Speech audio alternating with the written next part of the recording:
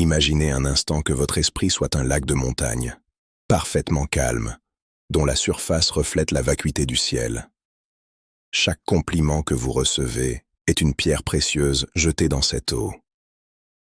Si vous saisissez cette pierre avec un « merci » empressé, vous créez une onde de choc qui trouble la transparence de votre être. Pourquoi sommes-nous si prompts à valider ces paroles? Parce que notre culture nous a appris que la gratitude est une vertu, mais elle a oublié de nous dire que la gratitude mal orientée devient une encre pour l'ego. Lorsque vous acceptez une louange, vous ne faites pas que remercier une personne. Vous signez un contrat invisible qui stipule que votre bien-être dépend désormais de l'opinion d'autrui.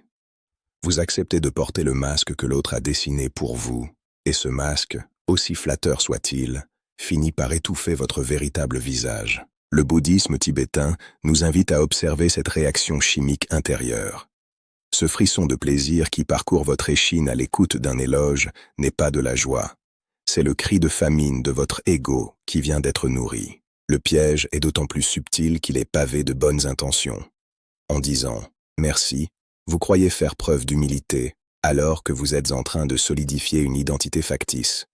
Si l'on vous dit que vous êtes sage et que vous l'acceptez, vous devenez l'esclave de cette sagesse. Demain, par peur de perdre ce titre, vous n'oserez plus exprimer votre confusion ou votre vulnérabilité. Vous vous enfermez dans la prison dorée d'une réputation. Cette identification est la racine même du samsara. Le compliment agit comme une colle spirituelle. Il fixe votre conscience, qui est par essence vaste et changeante comme le vent, sur une image statique et limitée. Vous cessez d'être le mouvement de la vie pour devenir un monument à votre propre gloire. Dans le silence de votre chambre, posez-vous cette question brutale. Si tout le monde cessait de vous admirer demain, que resterait-il de vous? Si la réponse vous effraie, c'est que le « merci » a déjà commencé à grignoter votre liberté. Considérez la physique de cette interaction. Un compliment est une forme d'énergie projetée vers vous. En répondant par un remerciement automatique, vous absorbez cette énergie et la stockez dans vos centres émotionnels, créant une dépendance. C'est le début d'une ivresse discrète. La sagesse millénaire nous enseigne que pour rester libre, il faut laisser l'énergie circuler sans la saisir. Imaginez un oiseau qui se pose sur une branche. La branche plie, mais elle ne cherche pas à retenir l'oiseau. Elle reste ce qu'elle est. En apprenant à ne plus dire merci par réflexe, vous développez un corps de diamant, inaltérable face au courant de la flatterie.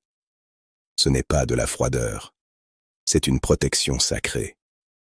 Vous commencez à comprendre que la lumière que l'autre voit en vous n'est pas votre propriété, mais une manifestation de la conscience universelle. En refusant de vous approprier cette lumière, vous lui permettez de briller plus fort, sans l'ombre de votre propre importance. Le talisman que nous allons forger ensemble n'est pas fait de mots ordinaires, mais d'une intention de faire. Il s'agit de rester présent au moment précis où le compliment est formulé, de sentir l'énergie arriver et de la regarder passer à travers vous, comme une flèche qui traverse un nuage. Si vous ne fournissez pas de cible, la flèche ne peut blesser personne, et le compliment ne peut enchaîner personne.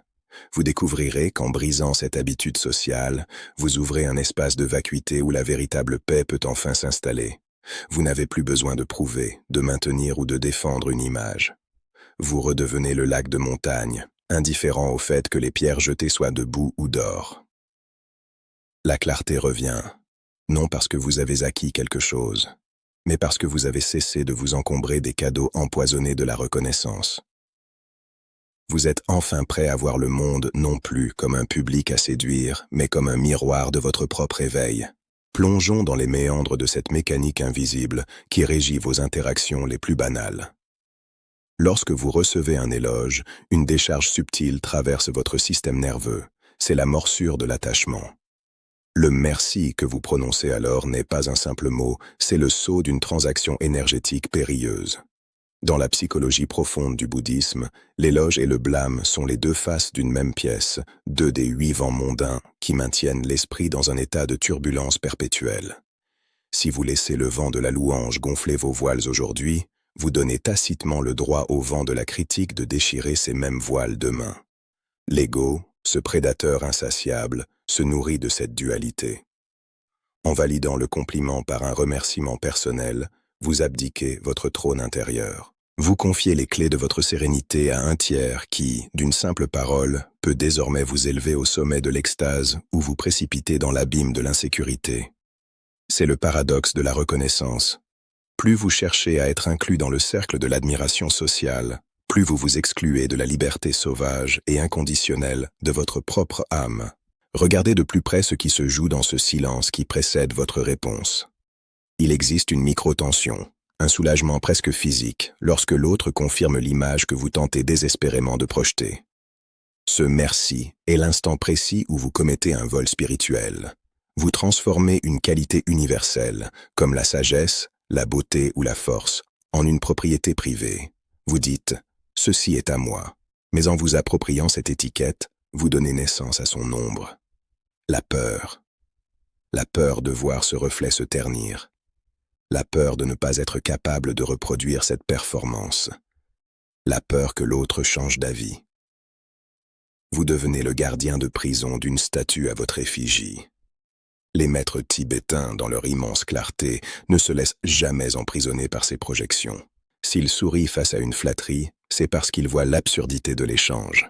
Ils savent que le compliment s'adresse à une enveloppe charnelle et mentale qui change à chaque inspiration, tandis que leur essence demeure invulnérable, tel un diamant que la boue ne peut souiller, ni l'or embellir. Cette dépendance à la validation crée une chambre d'écho où le bruit des autres finit par couvrir la voix de votre intuition.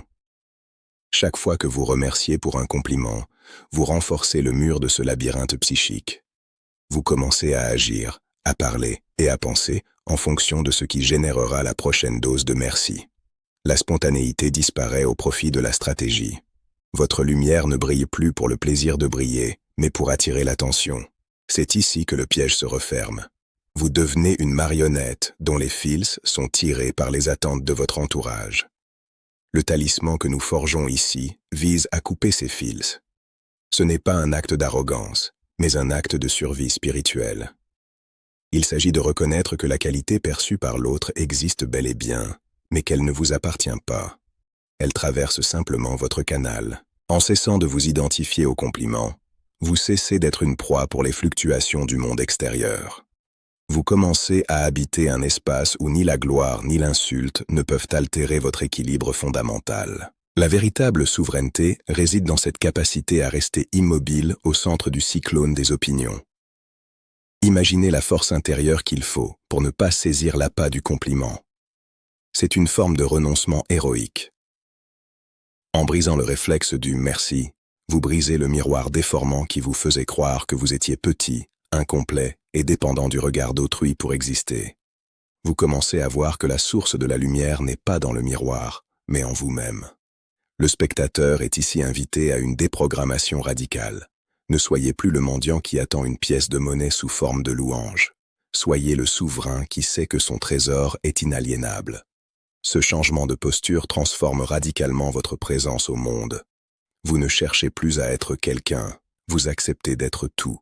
Une conscience vaste qui accueille les paroles comme des échos lointains dans une vallée infinie. Le silence qui remplace le merci automatique devient alors le terreau fertile d'une puissance que rien, absolument rien, ne peut ébranler. Au cœur des monastères perchés sur les sommets de l'Himalaya, le silence n'est pas une absence de bruit, mais une présence de vérité. C'est dans ce silence que les sages ont forgé une arme de lumière, un talisman invisible pour contrer la cristallisation de l'ego, la reconnaissance transversale.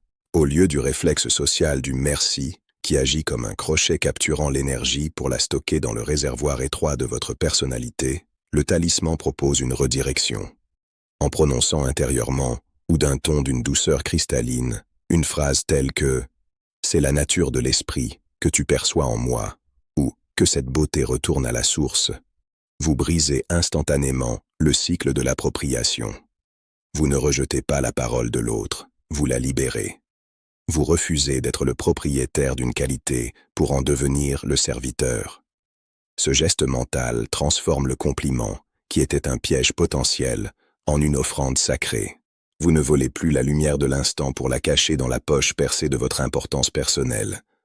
Vous ouvrez vos mains et laissez cette vibration circuler à nouveau vers l'universel. Cette pratique est une forme de tonglen inversé, une alchimie spirituelle où la vibration positive reçue n'est pas laissée à l'abandon dans les caves de l'ego, où elle finirait par fermenter en orgueil, mais transmutée en une bénédiction pour tous les êtres. Devenez une vitre parfaitement propre. Le soleil passe à travers elle, l'illumine, mais la vitre ne prétend jamais être le soleil. Si vous êtes une surface opaque, vous absorbez la chaleur, vous vous échauffez et vous finissez par vous dilater sous l'effet de votre propre importance. Mais en étant transparent, vous restez frais, calme et inaltérable, tout en permettant à la lumière de toucher ceux qui vous entourent. La véritable liberté n'est pas dans l'évitement de l'interaction, mais dans cette capacité à ne pas laisser les mots de l'autre devenir des chaînes. En pratiquant ce détachement radical, vous réalisez que votre besoin de protection n'était pas dirigé contre l'autre, mais contre votre propre tendance à saisir, à posséder et à solidifier ce qui est par nature fluide et insaisissable. L'orgueil est un poison subtil, une anesthésie de l'âme qui vous fait croire que vous êtes arrivé au sommet alors que vous n'avez fait que construire une petite butte de terre. Ce talisman vous protège de cette chute. Lorsque vous cessez de vous dire « c'est moi qu'on félicite », un voile se déchire. Vous commencez à percevoir que vos plus belles qualités, votre intelligence vive, votre grâce naturelle, votre compassion profonde, ne sont pas des trophées gravés à votre nom. Ce sont des courants de la conscience universelle qui, par une mystérieuse convergence de causes et de conditions, s'expriment à travers l'instrument que vous êtes. Vous n'êtes pas l'auteur de la musique, vous êtes la flûte. En reconnaissant cela, vous protégez votre chance, car dans la vision tibétaine, la chance n'est que la fluidité du mérite.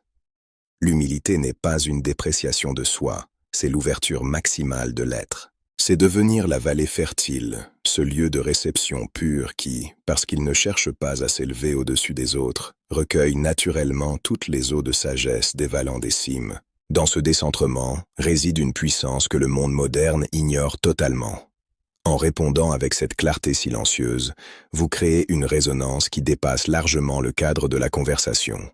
L'autre personne, sans même comprendre pourquoi, ressentira une paix inhabituelle en votre présence, car elle n'a pas nourri un monstre, mais a touché un miroir. Vous protégez votre souveraineté intérieure en ne laissant aucune étiquette, même la plus belle, se coller à votre esprit. Vous restez nu, libre et infiniment vaste. Ce talisman est la clé d'une vie où vous ne dépendez plus des conditions extérieures pour vous sentir digne.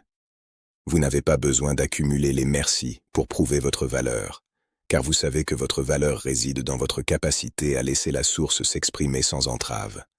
C'est un retour à l'essence, un rappel constant que ce que tu es déjà, calme, conscience et lumière, ne peut être ni augmenté par l'éloge, ni diminué par le silence. Nous parvenons ici au sanctuaire de la réalisation, là où les masques tombent et où les bruits du monde s'estompent. Une question fondamentale demeure.